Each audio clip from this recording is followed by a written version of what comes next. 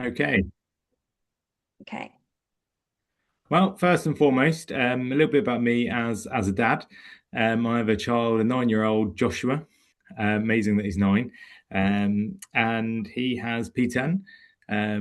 We are a close family. There's Joshua. He has two older siblings as well, and they're fantastic with him, 13 and 14.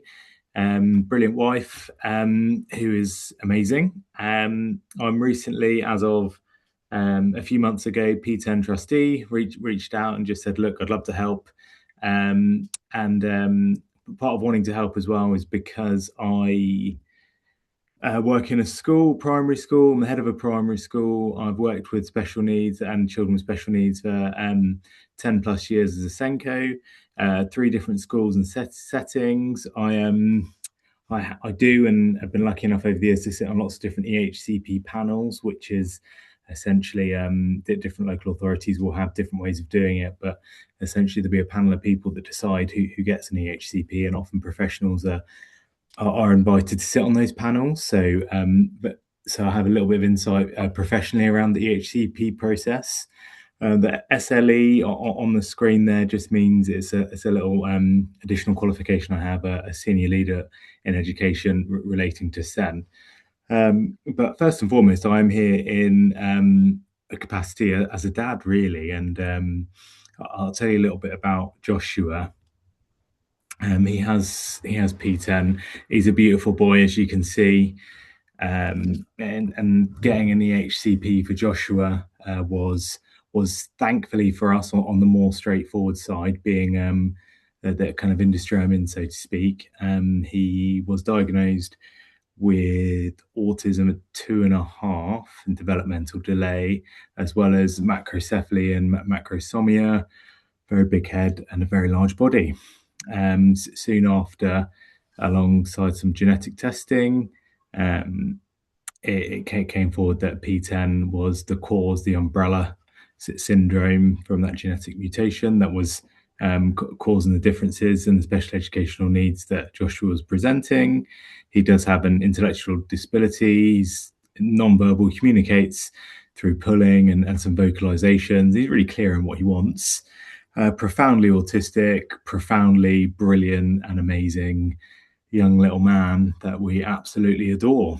But he's has an EHCP, and getting him an EHCP, like I was saying, was thankfully on the more straightforward side after he had a diagnosis, and the severity of need with Joshua was very clear from the start. So he was in a specialist preschool setting, but because of the health visitor flagging with my wife, I was classic in some ways. I don't know if it is classic, but I was dad. Nothing's wrong. He'll be fine.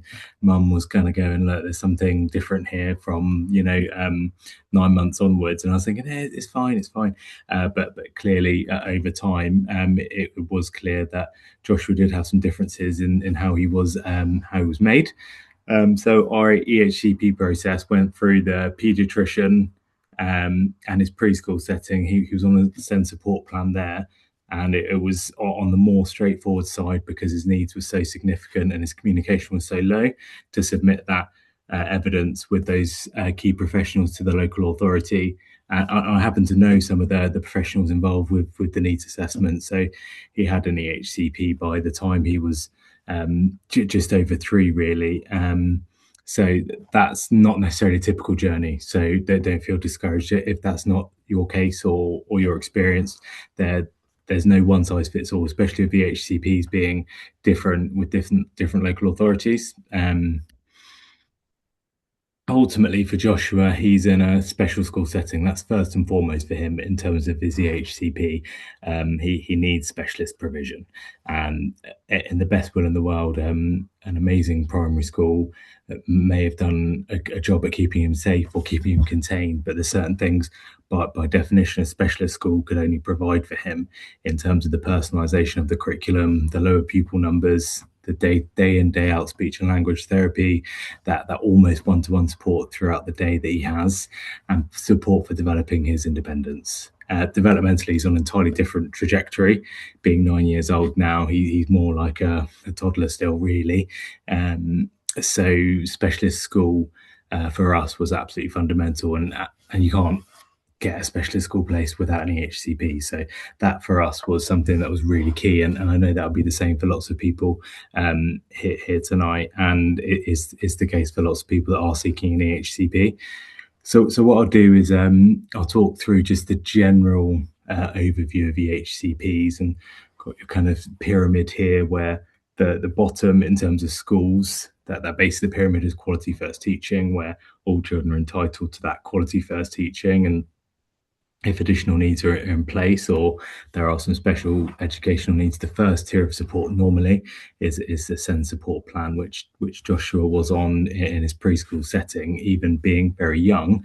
And if the SEND support plan isn't able to meet those needs, then for those top 2 or 3%, an EHCP plan is a case has to be made for that top level of support, an education, health and care plan, what used to be a statement years ago. And I have put a link, I'm not going to go to it now.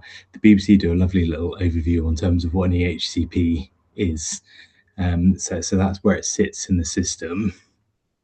Their system is undergoing lots of dialogue, and there's going to be changes in the system, but I'm not going to go into that at this point, but I'm happy to take questions on that at the end.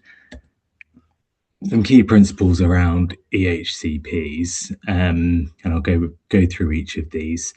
Having evidence of that need is really important. If you can get that from paediatrician, GP, speech and language therapist, just to quantify that additional need through developmental differences potentially. Where it's not really obvious and clear and a severe need in terms of special educational needs, children in the SEND system will follow what's called a graduated approach, which evidences impact over time. And I'll quickly touch base on that. And the case to be made is where support needed for a child with special educational needs is not ordinarily available through SEND support, and the case to be made is actually they need that top level of support through an EHCP.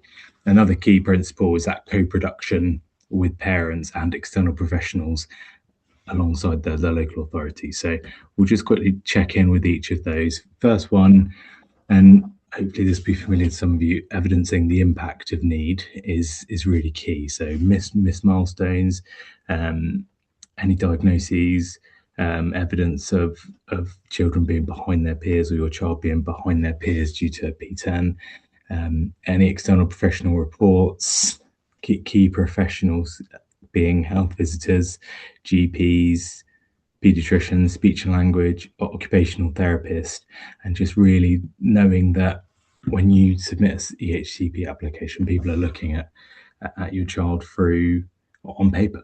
So as much as you will make a really strong case, if there's external professional people looking, that adds weight to each child's case.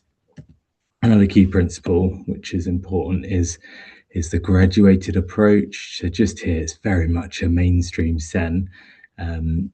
Every child with special educational needs follows assess, plan, do review cycle. And if the needs aren't really clear or very significant in terms of external professional report, children will be in a cycle where they'll be on SEND support in a school or a preschool where they have to follow rounds of assess, plan, do review.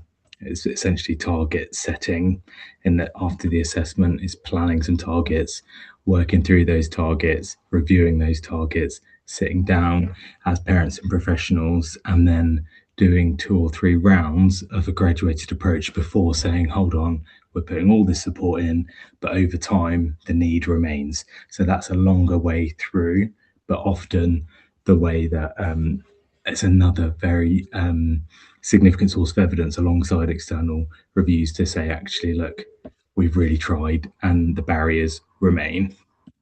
Another key principle to be aware of is just making that case that SEND support isn't enough and an EHCP is needed because of the severity of need and lack of progress over time. And you'll get that from external professional reports and that graduated approach. And co-production is really key. Work with schools and early years settings wherever possible. work with your local authority. The system is stretched to breaking point, and generally people are really trying to help. The system's being reviewed. There's not many bad eggs. There's not many people working in SEND. They're not like investment bankers, but they're often there's a bad deal in the system, which can be very frustrating as a parent. But definitely do work with people as much as possible. What I'd say in terms of local authorities as well is local authorities will ultimately have to pull together evidence to write those EHCPs. And although parents absolutely have the right and will and can submit an application for an EHCP needs assessment, every time that request will also go to schools and early years settings. And if you're not kind of working with them closely, they can put a contrasting report. I'm not saying people would do that, but it's better to be on the same page as people wherever possible. And I know that's not always possible, but co-production on the kind of gold star model is definitely best in terms of EHCP outcomes. So that's what you're heading towards, really, is to get evidence in place to request a needs assessment. You don't request an EHCP, you request for the local authority to conduct a needs assessment.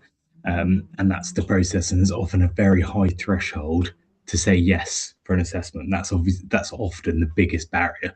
Once the yes to assessment comes, then all those external professionals, the local authority will provide them to put those reports together and assess need of your child to see if an EHCP is needed. So the needs assessment is really important to have that right evidence in place before going forward, or be as confident as you can, because ultimately you can quickly apply for a needs assessment, but that may not be best in the long run if your evidence isn't strong enough, because that threshold for yes to assess is very high and arguably getting higher. So evidence of co-production, a variety of sources, can be really helpful. And again, it's beyond the scope of this evening to go into the ins and outs, but there's lots of good resources that the team at PTEN has shared before, and I put links in the presentation. And there's absolutely lots on special needs jungle, on IPSIA in terms of that process. But I wanted to outline some of those key principles that might help along the way. You know this, but it's always worth saying you're the expert on your child. And I looked through the previous Power Hour and could see that Kelly had done some work and a presentation around advocating for your child's needs, and that's absolutely fundamental in the SEND system and as parents. So you are the expert on your child, so I'm sure you wouldn't, but don't forget that. It can be hard work, it can feel overwhelming, and that is par for the course, sadly. But there is lots of support available. So some additional specific EHCP support available. Done with the links here. Special Needs Jungle is a really good one in terms of creating that clear process. There's an EHCP in-depth guide as well that I've linked in. And IPSIA, I'd say, would be my top organisation for support, independent special needs support, very good legally, lots of template letters, refusal to assess pathways. So there's lots there that is available. And something that I just wanted to check in with, because a bit of a personal passion, is young carers. In my specific context, we have a Joshua with 2 teenagers who are absolutely brilliant as well, and they're classed as young carers, and young carers aren't always just people that are caring for poorly parents, or in those contexts they're children and young people that have been impacted by special educational needs, siblings with high needs and special educational needs. So the definition of young carers has been really broadened in the last few years, and they've got much higher profile in schools now. They're classed as a key group, so their outcomes are increasingly tracked to young carers. So there's lots of additional support coming forward for any siblings that are impacted by children in their family that have PTEN, because it'll be different for everyone, but our life is certainly different because we have a Joshua, and my teenagers' lives are very different, and they're brilliant. But the young carer support is excellent, and I put some links here, and it's a localized per local authority service. So I've put a link in there type in if you when you get access to the PowerPoint where you live, and it will show all the young care services available for those siblings as well. So I'd absolutely recommend young carers. Now, that is a bit of a start, and could have talked lots longer about different points, but like I said, I didn't want to go totally in too much depth about different parts of it, but wanted to highlight some key principles and essentially make a lot of resources available for you afterwards, as well as question time now. So I think, unless there's anything you may be wanting me to clarify, Kelly, I'm happy to kind of No, stop there. that's good. Thank you, Jamie. Yeah, I'm just about to say, so I'm going to turn the recording off now so we can all talk about our individual cases, as it were, and maybe we can share experiences and obviously ask Jamie's opinion. And obviously we will, if it's okay, Jamie, we will share the slides, then you'll have all the links. So you'll be able to go to those links that Jamie shared there. So hold on a second, stop recording.